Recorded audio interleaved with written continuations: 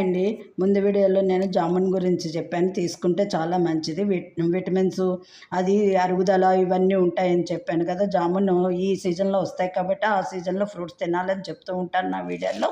అలాగే మొన్న వీడియోలో జామున్ ఎలా తినాలి, తీసుకోవాలో, ఆరోగ్యానికి ఏంటని మంచిది అని చెప్పాను.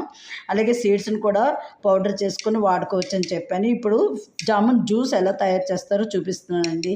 ఇందులో ఒక చిటికెడు ఉప్పు, ఒక స్పూన్ పంచదార, ఒక పంచదార వేసుకొని ఈ జామున్స్ పిక్కలు తీసేసుకొని ఇట్లా మిక్సీలో వేసుకోవాలండి.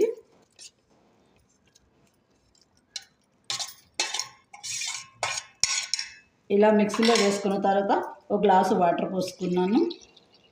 డైరెక్ట్ ఇది ఎలా మిక్సీ పడతానో చూపిస్తాను. స్విచ్ ఆన్ చేస్తున్నాను చూడండి.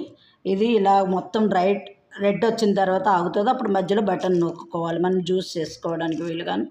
స్టార్ట్ చేస్తున్నాను చూడండి.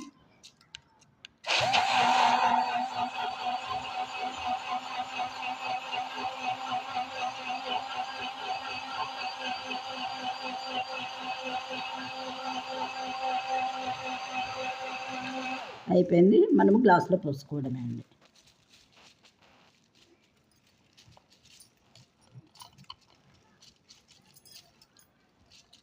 ఇంకొండి జ్యూసర్ ఇలా బటన్ నొక్కితే జ్యూస్ అయిపోతుంది.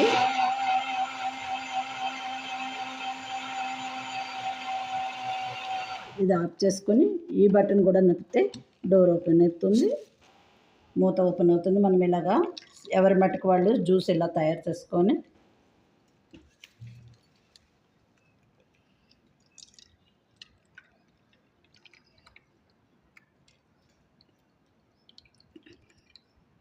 తీసుకోవడమే అండి, అంతే.